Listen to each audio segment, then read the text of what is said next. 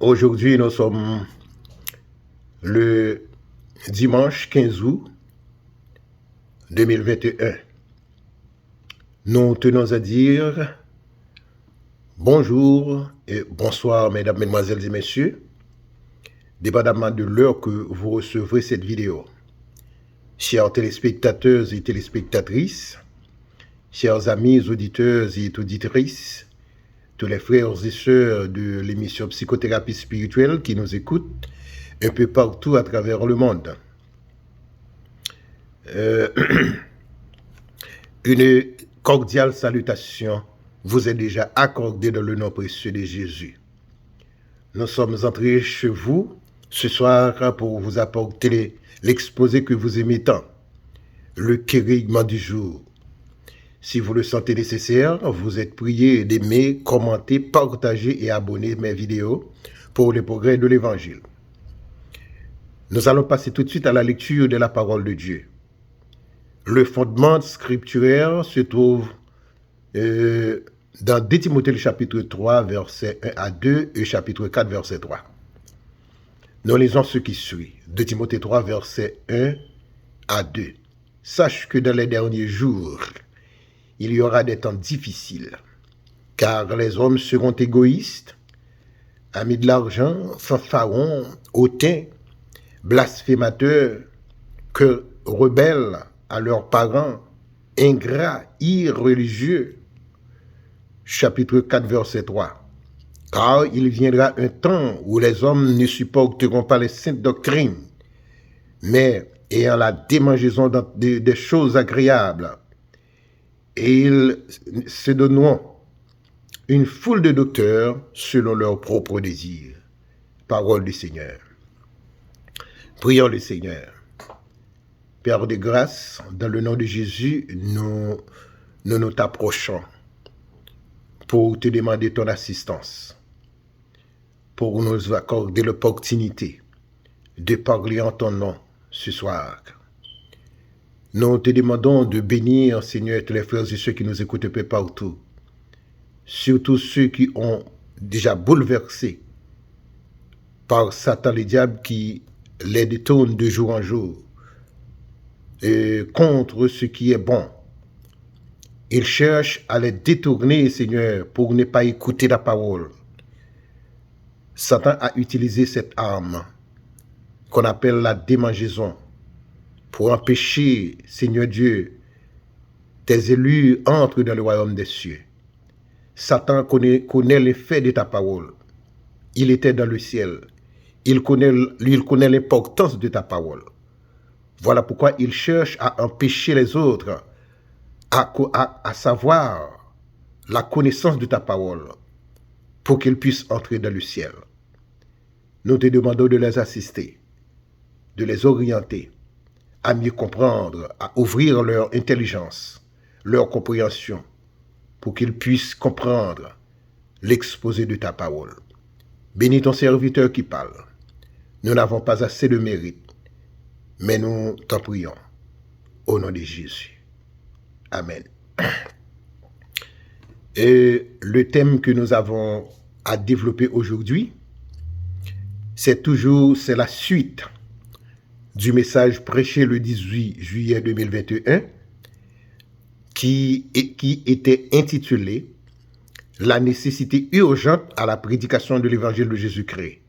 Aujourd'hui, c'est la suite. C'est la suite, ce qui veut dire la deuxième partie. C'est un sujet continuel. Nous aurons à prêcher ce sujet ou à parler et enseigner ce sujet tout au long de ce mois. Même d'autres mois, toujours. C'est un sujet continuel. La nécessité de la prédication de l'évangile de Jésus-Christ. Parce que Satan est contre l'église de Jésus-Christ. Il utilise cette arme qu'on appelle la démangeaison pour détruire l'église de Jésus-Christ. Objectif de l'exposé du jour est la suivante. La démangeaison est une arme à deux tranchants qui cherche à détruire l'église de Jésus-Christ sous toutes les formes. À travers ces derniers temps, et qui continue à ravager même les foyers chrétiens. Je reprends. L'objectif de l'exposé du jour est le suivant. La démangeaison est une arme à deux tranchants qui cherche à détruire l'Église de Jésus-Christ sous toutes les formes, à travers ces derniers temps, et qui continue à ravager même les foyers chrétiens.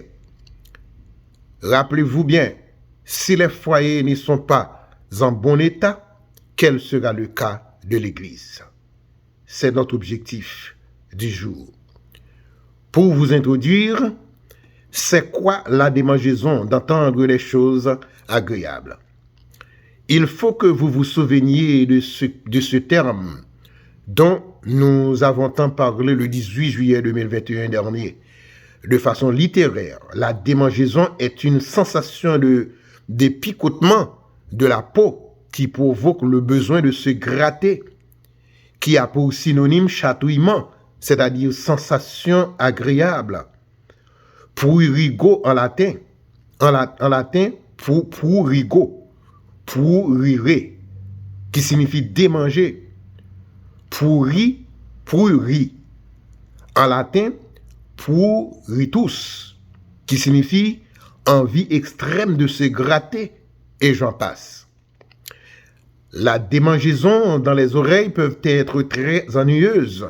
Certaines personnes sont tellement dérangées par les démangeaisons qu'elles introduisent des objets pointus dans leurs oreilles comme des clés, des cotons-tiges, voire même des cure-dents. Comme vous connaissez déjà, quelle partie du service la plus ennuyeuse d'aujourd'hui pour les faux chrétiens? C'est le message, le kérigme du jour. Parfois, ils se mettent à injurier le messager d'avoir prêché trop longtemps. Il est le psaume 119. Selon 2 Timothée, chapitre 3, verset 4, nous venons de lire, « Car il viendra un temps où les hommes ne supporteront pas la sainte doctrine, mais ayant la démangeaison d'entendre des choses agréables, ils se donneront une foule de faux docteurs selon leurs propres désirs. » Pour ne pas écouter la sainte doctrine, ils cherchent à se distraire, à se plaire et à des choses invalides, des sorties inutiles à caractère physiologique comme moyen d'excuse pour ne pas s'asseoir pour déguster la parole de Dieu. Ils ont du sommeil, la fatigue, l'ennui, le dégoût, l'impatience, le découragement, les maux de tête, le manque d'appétit et de l'envie d'entendre durant le message de la parole de Dieu. Tout ça, ce sont les armes démoniaques utilisées par Satan le diable pour détruire, déranger l'Église avant le retour de Christ. Voilà le problème de l'Église d'aujourd'hui. Section A. Qui est l'apôtre Paul qui enseignait à Timothée comment devenir un vrai leader spirituel? On l'a appelé aussi apôtre des nations, le martyr, connu sous le nom de Paul de Tarse ou Saint Paul. Saint est le nom accordé à tous les chrétiens authentiques, portant aussi le nom juif Saul, né au début du 1er siècle, probablement à Tarse en Cilicie, et mort vers l'an 67 à Rome, est une personnalité du paléochristianisme, juif et citoyen romain de naissance. Il persécute les disciples de Jésus de Nazareth avant de se revendiquer apôtre de ce dernier. Bien qu'il n'appartienne pas au cercle des 12, Paul de Tarse devient dès lors une des figures majeures de la diffusion du christianisme en dehors de ces cercles juifs, en judéo-chrétiens, ainsi que dans certaines des premières communautés chrétiennes, en Asie mineure, en Grèce et à Rome. Les interprétations chrétiennes le surnomment de préférence pour cette raison apôtre des gentils, c'est-à-dire des non-juifs ou encore apôtre des nations. Au cours de sa mission itinéraire, qui s'étale des années 40 aux années 60, il adresse un certain nombre de lettres à ces nouvelles communautés. Ces lettres, dites épîtres pauliniennes, elles représentent l'un des fondements de la théologie chrétienne, en particulier dans le domaine de la christologie. Mais aussi, de point de vue historique, une source majeure sur les origines du christianisme. Bon à savoir sur les parcours de l'apôtre Paul de façon philosophique et rhétorique. Premièrement, son nom juif, Saul. L'Académie française distingue deux types de juifs. Les juifs, avec une majuscule, signifient les personnes descendant de l'ancien peuple d'Israël. On peut dire aussi Israël antique désigne des populations qui ont vécu dans les territoires actuels d'Israël et de Palestine, dont le récit national est donné par la Bible hébraïque.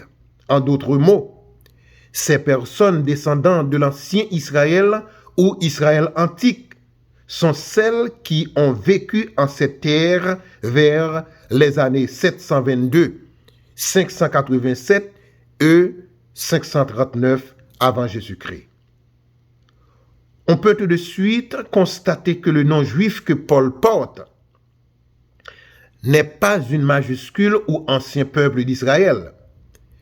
C'est d'eux que vient l'expression le juif errant, c'est-à-dire qui voyage sans arrêt, du verbe latin errare. Ils vivent en Pologne, en Allemagne et en France.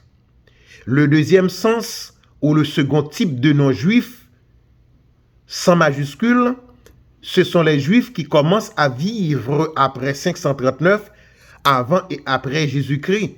Ce sont des personnes descendant de l'ancien peuple d'Israël, mais personnes qui professent le judaïsme.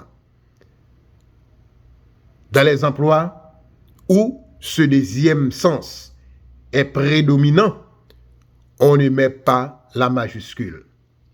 Ce peuple qui forme la région juive, la Pâque juive, un quartier juif, la communauté juive, les institutions juives d'un pays, l'État juif, l'État d'Israël, mais s'écrit avec un J minuscule, pas majuscule.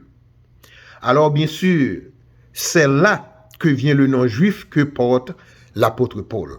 Deuxièmement, on dit Tars en d'autres langues. Tars en Cilicie. Tars en turc, on dit Tarsus. En grec moderne, Tarsos. En araméen, Tarson. En hébreu, Tarsos. En arabe, Tarsus. En Cilicie, en turc, et en hittite, Tarsa est une ville de la région historique de Cilicie en turc ou en Turquie actuelle. Dans l'actuelle province de Mersin, ville d'une histoire de 6000 ans, Tars est un lieu important pour de nombreuses civilisations à travers des siècles. Tars était une fois la capitale de la province romaine de Cilicie. Est surtout connue pour être la ville d'origine de Saint Paul, un des personnages les plus importants de l'histoire du christianisme. Mersin, mentionné le dessus, est une des 81 provinces de la Turquie actuelle. Troisièmement, mort, l'apôtre Paul mort vers l'an 67 à Rome. Saint Paul, sa mort reste un mystère. Après 2 ans de prédication à Rome, sans doute vers 58 à 60, la trace de l'apôtre s'évanouit, laissant ouvert le récit de son martyre, un film consacré à sa vie en propose une interprétation. Paul est mort martyr, décapité, car tel était le privilège des citoyens romains, ce qu'il était de toute évidence. Mais où est et quand, avec quelle position de l'Église et dans quel contexte de persécution?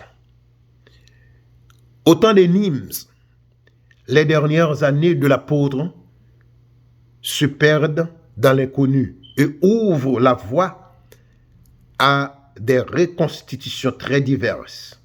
La dernière lettre autobiographique de Paul date des années 55 à 57, adressée à la communauté chrétienne de Rome, qu'il n'a pas fondée. Il estime accomplir sa mission dans l'Orient hellénisé et pose un projet d'évangélisation de l'Occident latin qui passerait par Rome pour atteindre l'Espagne. On ignore si ce voyage eut jamais lieu. Cet homme, c'est comme prisonnier que Paul atteignit Rome, sans doute vers l'année 58, à l'occasion de procès en appel devant tribunal impérial. Après son arrestation en Judée, on perd définitivement sa trace en 60, après 2 ans de prédication à Rome en résidence surveillée. Ainsi tourne court la fin des traces des apôtres. Luc écrivit cette histoire de la génération apostolique vers l'année 80. Mais on doute qu'il ait eu un contact direct avec Paul. Il a rassemblé des traditions locales en bon historien de métier, comme moi, une tâche que j'en affole tant. Mais Rome reste un étranger à ce grec d'Orient, peut-être un macédonien, en l'occurrence de Paul. Quatrièmement, Paul est une personnalité du paléochristianisme. Cela signifie le christianisme primitif. Le mot paléochristianisme signifie le christianisme primitif qui se réfère au premier siècle de l'Église chrétienne dans l'histoire. Le christianisme primitif ou christianisme des siècles ou l'Église primitive. Pardon, l'Église primitive. Quand on dit paléochristianisme, ce qui veut dire Église primitive, c'est-à-dire l'Église des siècles, des premiers siècles. Et le christianisme dans sa période de développement initial à partir du Proche-Orient, de l'Europe méridionale et du pourtour méditerranéen. La période du début et de la fin de cette période pose la question des origines du christianisme. Et le début est influencé par des difficultés d'interprétation, par des différentes interprétations des exégèses et des historiens. Certes, Paul est une personnalité du paléochristianisme, c'est-à-dire il faisait partie de l'Église primitive. Le christianisme primitif ou le christianisme des siècles ou comme tous les autres apôtres de Christ et j'en passe. Cinquièmement, Paul, juif et citoyen romain de naissance. Qu'est-ce que ça veut dire? Lorsque Paul est arrêté sur l'esplanade du temple de Jérusalem, à Jérusalem de préférence, il s'adresse au butin en grec avec ces mots. Moi, je suis juif de Tars en Cilicie, citoyen d'une ville qui n'est pas sans renommée, à savoir Rome, acte 21, verset 39. D'une manière descriptive, je voudrais vous parler de la citoyenneté romaine de l'apôtre Paul. Dans la Rome antique, la citoyenneté romaine offre des droits étendus et fondamentaux aux Juifs de devenir citoyens romains. L'ensemble de ces droits forme le droit de cité romain, en latin, jus civitas, ou civitas tout simplement. À l'origine, le droit de cité, c'est-à-dire la reconnaissance de la citoyenneté, est réservé aux hommes libres inscrits dans les tribus de la ville de Rome et de son territoire limitrophe. En 89, il est étendu à tous les hommes libres d'Italie. 3 siècles après, en 2012, il est accordé à tous les hommes libres de l'Empire romain. L'extension de la citoyenneté fut un puissant vecteur d'attraction de la Rome antique. L'extension de la citoyenneté fut un puissant vecteur d'attraction de la Rome antique. Fait en bref, les droits et devoirs du citoyen romain. La civitas romana optimo jure signifie en français la citoyenneté romaine avec tous les droits. Les droits politiques et militaires en latin, eux, en français. Jus suffragi signifie le droit de vote en français. Jus militiae signifie le droit de s'incorporer dans la religion romaine et d'y recevoir une solde et une part de butin. Jus honorarum signifie le droit d'être magistrat en français. Jus census signifie le droit de propriété en français. Jus sacrorum signifie le droit de participer au sacerdoce. Jus conubi signifie le droit de mariage, le droit de léguer ses biens à ses héritiers en français.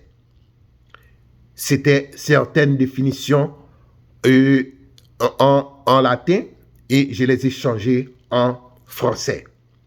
Sixièmement, Paul, qui n'appartient pas aux 12, veut dire quoi?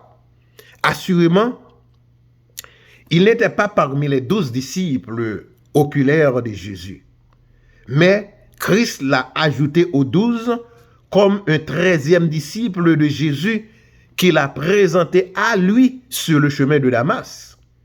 Les 12 apôtres, ou par ellipse, les 12 ou simplement les apôtres, sont les 12 disciples choisis par Jésus de Nazareth, par ailleurs d'après la Bible. D'après la Bible, Jésus a aussi distingué 70 disciples qui deviennent des évêques d'une ville par la suite. Tous ces disciples prêchent la bonne nouvelle, expression qui donnera naissance au mot évangile après la rédaction des textes bibliques dans les années 65 à 100. Paul de Tasse est considéré comme le 13e apôtre d'après les interprétations de la Bible, la parole de Dieu. Il est qualifié d'apôtre des Gentilles. Apôtre des Gentilles veut dire les auteurs chrétiens ont aussi employé ce mot pour désigner les païens. Aussi, apôtre des Gentilles désigne l'évangélisation des païens. Aujourd'hui, le nom gentil, le nom dérivé des Gentilles, est certes à définir les habitants d'un lieu urbain. Les catholiques ou orthodoxes considèrent les évêques comme les successeurs des apôtres et accordent une importance capitale et particulière au fait que les évêques se situent dans la succession apostolique, c'est-à-dire la tradition à laquelle ils se rattachent remonte aux apôtres dans la succession des personnes et des doctrines. On continue la deuxième partie c'est la section B qui s'intitule « Qui est Timothée ?» comme étant pasteur de l'église Éphèse. Tout d'abord, le nom Timothée veut dire « qui honore », qui adore Dieu. Est un nom grec courant, apprécié et adopté par les juifs pieux et les chrétiens de son époque. Timothée, dit de Lyste ou évêque, né au début du 1er siècle après Jésus-Christ à Lyste et mort à la fin du même siècle vers 97 à Éphèse, est un saint de l'Église catholique comme disciple de Paul, avant d'être disciple de Paul, pardon. Il était un saint de l'Église catholique avant de rencontrer l'apôtre Paul. Essentiellement, est connu comme disciple de Paul et aussi comme compagnon de voyage proche en effet. Il est proche confident de Paul de Tarse ou Saint Paul. Selon les chrétiens de l'Église, l'apôtre des nations ou des Gentilles. Paul l'a institué ou établi comme premier évêque de l'Église Éphèse. 2 lettres de Paul lui ont été adressées, dites ou appelées les épîtres pastorales dans le Nouveau Testament. La seconde lettre de Paul à Timothée était plus particulièrement une lettre personnelle. Notez bien, frères et sœurs. La deuxième lettre ou la seconde lettre de Paul à Timothée était plus particulièrement une lettre personnelle de Paul à Timothée. Cette lettre ne faisait pas partie de la doctrine théologique de Timothée et Paul.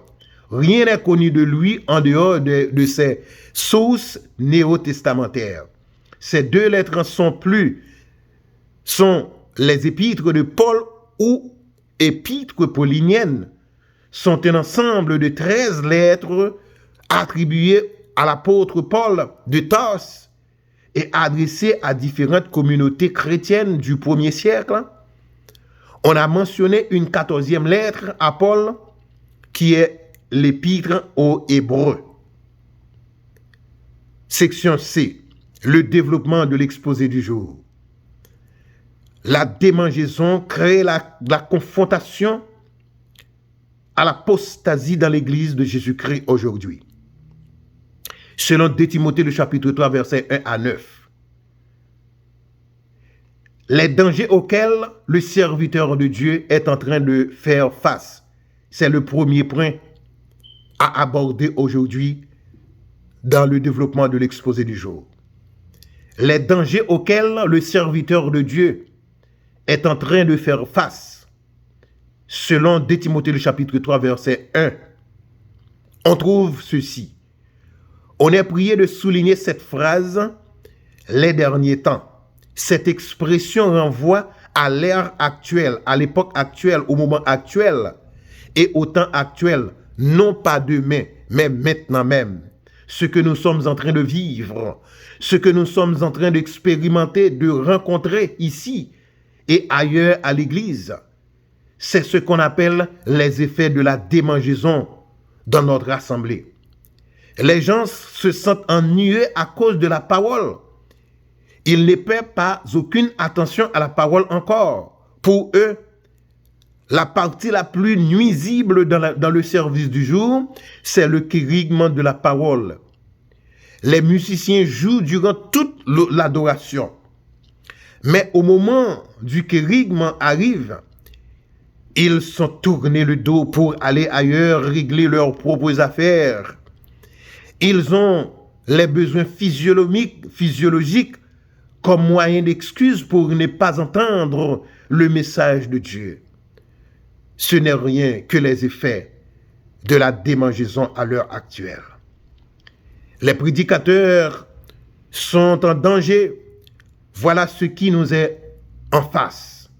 Jusqu'à cette dernière minute où nous parlons, c'est toujours le moment de la première venue de Christ, pas encore la seconde venue à laquelle nous devons nous préparer. Selon 1 Timothée le chapitre 4 verset 1, écoutons ce que la parole de Dieu nous dit. Mais l'Esprit dit expressément que dans les derniers temps, quelques-uns abandonneront la foi pour s'attacher à des esprits séducteurs et à des doctrines de démons. Dans le même verset 1, nous trouvons l'expression des temps difficiles. Le mot grec pour difficile a aussi servi pour désigner 2 hommes poussés par les démons et leur nature agressive. C'est le mot furieux. Ils sont furieux, que nous trouvons dans Matthieu 8, verset 28, nous lisons. Lorsqu'il fut sur l'autre bord, dans le pays de Gadarénien, 2 démoniaques sortant des sépulcres vinrent au-devant de lui. Ils étaient si furieux que personne n'osait passer par là. Les prédicateurs de l'évangile vivent des temps difficiles ces derniers temps. Le mot temps renvoie ici plutôt à des époques qu'à des temps mesurables par une horloge ou un réveil. Des moments dangereux sont en cours, pleins de sauvagerie, vont devenir de plus en plus fréquents à l'approche du retour de Christ. Le verset 13 de ce même chapitre que nous lisons, que nous allons le lire, mais les hommes méchants et imposteurs avanceront toujours de plus en plus dans le mal, égarant les autres et égarés eux-mêmes. L'ère de l'Église actuelle est riche en dangereux moments qui la deviennent de plus en plus au fur et à mesure que la fin approche. Confère au Matthieu le chapitre 7, le verset 15 et autres passages. Nous lisons ce qui suit. Gardez-vous des faux prophètes, ils viennent à vous en vêtements de brebis, mais au-dedans, ce sont des loups ravisseurs. Et si nous avançons dans le chapitre 12, le chapitre 24, du même Matthieu, chapitre 24, versets 11 à 12, nous lisons, plusieurs faux prophètes s'élèveront et ils séduiront beaucoup de gens. Eux, parce que l'iniquité se sera accrue, la charité du plus grand nombre sera refroidie. La section D. Voilà les effets produits par la démangeaison dans l'Église de Jésus-Christ d'aujourd'hui même par les dirigeants. Deuxième point, les hommes deviennent acariates, grincheux de jour en jour. Ce sont les 2 mots nouveaux, mais qui se sont synonymes, acariate et grincheux. Le mot acariate, grincheux, signifie celui d'une manière, ou celui ou celle d'une manière difficile, querelleuse, par des caractères, des défauts et des attitudes difficiles qu'on se développe de jour en jour, comme mœurs. Par contre, ça se trouve chez tant de leaders et tant de membres des assemblées. Cette liste contient des caractéristiques acariates des dirigeants et des participants des temps difficiles. Est une description des incroyants similaires. C'est un groupe de faux prophètes de Matthieu 7, versets 21 à 22. Nous lisons, ceux qui me disent Seigneur, Seigneur, n'entreront pas tous dans le royaume des cieux, mais celui-là qui fait la volonté de mon Père qui est dans les cieux. Plusieurs me diront en ce jour-là, Seigneur, Seigneur, n'avons-nous pas prophétisé en ton nom? N'avons-nous pas chassé les démons par ton nom? Et n'avons-nous pas fait beaucoup de miracles par ton nom? Mais vous connaissez la réponse que Jésus a préparée pour eux. Les hommes seront égoïstes. Le verset 2, frères et sœurs, dérivé de égo, individualiste. Le terme égoïste en latin ego, qui veut dire moi. Il est à la fois adjectif et nom. Il veut dire celui ou celle qui est individualiste, qui ne pense qu'à soi, qui rapporte tout à soi. Personne qui cherche que personnellement, que son propre intérêt, son plaisir, sa satisfaction personnelle. Par exemple, le mot narcissique est un égoïste trop soucieux de son apparence. Ces synonymes sont égocentrique, individualiste, personnel et autres égoïstes. Ses contraires ou antonymes sont altruiste, généreux et autres. L'homme ou la femme qui a un attachement excessif porte à soi-même et à ses intérêts, au mépris des intérêts des autres. Voilà l'attitude grincheuse, le comportement grincheux des non-chrétiens à l'église d'aujourd'hui. À cause de la démangeaison, ils sont foutus et ils s'en fichent. Dans 1 Corinthiens 10, verset 24, il dit que personne ne cherche pas son propre intérêt, mais plutôt celui des autres. Et dans le chapitre 15, verset 33, il dit « Ne vous y trompez pas, les mauvaises compagnies corrompent les bonnes mœurs. Détachez-vous d'eux, frères et sœurs. Les hommes seront amis de l'argent ou avarice. Cela signifie un homme ou une femme adonné au gain, la cupide, l'avidité, l'envie, l'insatiabilité, et peu scrupuleux en général sur les moyens de se satisfaire, qui souhaite toujours davantage comme un ami de l'argent. Le verbe s'adonner signifie, c'est l'action de se livrer à une activité par inclination et avec ardeur. En particulier, c'est se laisser aller à un penchant néfaste, s'abandonner à la boisson. Néfaste, le mot néfaste veut dire ce qui peut avoir des conséquences fâcheuses, qui est susceptible de causer des dommages, de faire du mal à quelqu'un, qui est nuisible, par exemple, une influence néfaste, un individu néfaste à notre cause. Lorsque nous regardons dans la Bible, les pharisiens qui étaient si avares se moquaient de Jésus dans Luc chapitre 16 verset 14 parce qu'ils étaient amis de l'argent. L'argent est pour eux une idole. D'après les mots grecs qui signifient, le mot ami de l'argent veut dire aussi ami de soi, ami du plaisir, plutôt qu'ami de Dieu. La Bible dit qu'un avare, c'est un ami de l'argent, mais l'avarice, c'est l'amour même de l'argent. C'est un homme ou une femme qui aime l'argent avec excès, comme un ami du plaisir est un homme que l'amour du plaisir l'entraîne.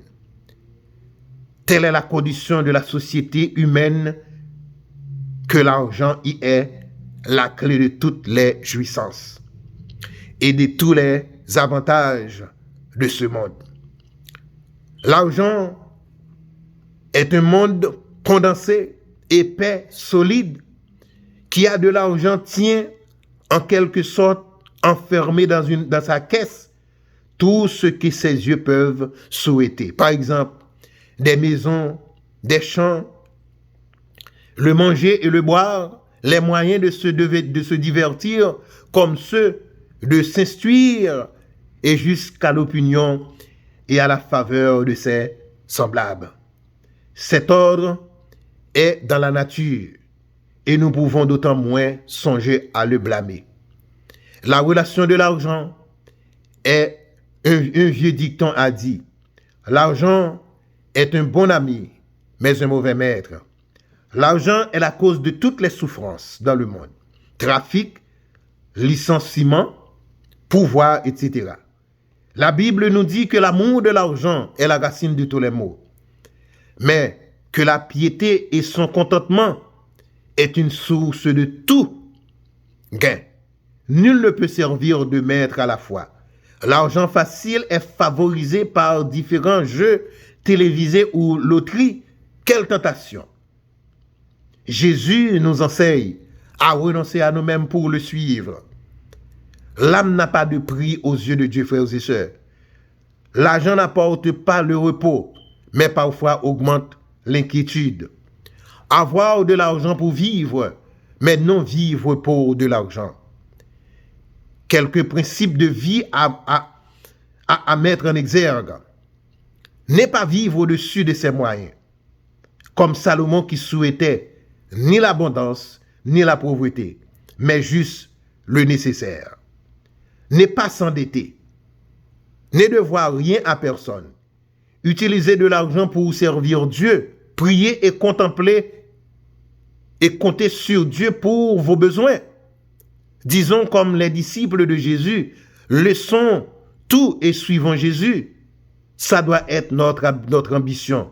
Hébreux 13, verset 5, nous lisons, nous conseille ainsi. Ne vous livrez pas à l'amour de l'argent.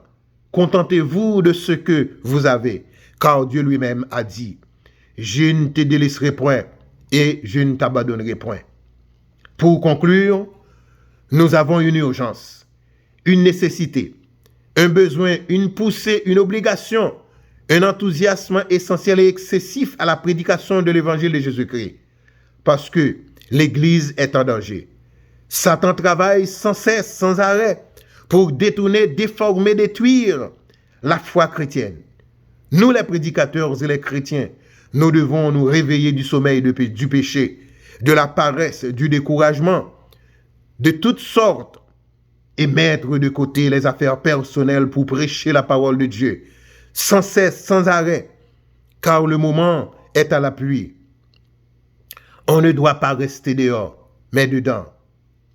Il ne faut pas oublier que Satan, le diable, est un stratège, un diplomate, un manœuvrier dans son domaine. Son but principal est d'empêcher les chrétiens d'aller au ciel. Les stratégies de Satan est tuer, voler, détruire aujourd'hui, selon Jean chapitre 10, le verset 10. Il utilise des armes pour agir contre l'Église de Christ, qui sont la démangeaison, le divorce, le péché, les gens qui vivent sans Christ et ne paient pas aucune attention, des gens qui vivent dans la drogue. L'apôtre Paul donne la liste des autres armes de Satan dans Galates 5, versets 19 à 21, qui sont l'impudicité, l'impureté, la dissolution, l'idolâtrie, la magie, les inimitiés, les querelles, les jalousies, les animosités, les disputes, les divisions, les sectes, l'envie, l'ivrognerie, l'excès de table et les autres choses qui sont semblables. Je vous dis d'avance que ceux qui commettent de telles choses n'hériteront point le royaume des cieux. Ce n'est pas n'hériteront pas, mais n'hériteront point le royaume des cieux, frères et sœurs. Que Dieu vous aide, vous ouvre les yeux spirituels pour voir votre état pécheur, vous ouvre votre intelligence obscure pour éclairer votre antenne spirituelle pour le royaume des cieux. Je vous conseille de ne pas jouer avec l'évangile de Christ, car le ciel est réel, le jugement de Dieu et l'enfer sont certains. Qu'attendez-vous à vous tourner vers le Seigneur pour être au ciel avec lui un jour? Qu'il en soit ainsi pour vous, frères et sœurs en Christ. Courbons nos fronts pour la prière. Père céleste, au nom de Jésus, nous avons parlé en ton nom pour te demander ton assistance, pour aider les frères et ceux qui sont entravés avec la démangeaison qui est l'âme satanique. Satan cherche à détruire les âmes pour qu'elles ne parviennent pas au ciel. Satan connaît la bonté des cieux parce qu'il était là. Son travail est d'empêcher les âmes d'aller au ciel. Il travaille d'arrache-pied pour empêcher les chrétiens sauvés pour aller au ciel. Mais nous te demandons de les aider à convaincre les puissances sataniques.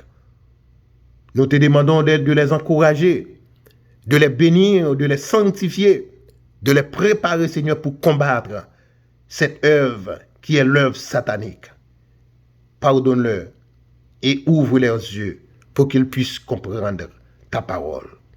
Nous t'en prions, Seigneur, pas parce que nous avons le mérite, mais c'est dans le nom de Jésus nous t'en prions, à lui seul, l'honneur, la puissance, au siècle des siècles. Amen. Amen. C'était la nécessité urgente à la prédication de l'évangile de Jésus-Christ, surtout à travers ces derniers temps. À travers ces derniers temps actuels où nous sommes. Payez attention à ceci. C'était pour vous servir Ignacio Mérilien. Le prochain rendez-vous sera la semaine qui vient pour une autre présentation du même genre sur la même chaîne. Vous pouvez vous abonner jusqu'ici, partager, aimer, commenter, la vidéo si cela vous plaît. Le mot d'ordre est ceci. Vous le savez bien. Nous vous aimons tant, toutefois dans le Seigneur. Merci. À la prochaine.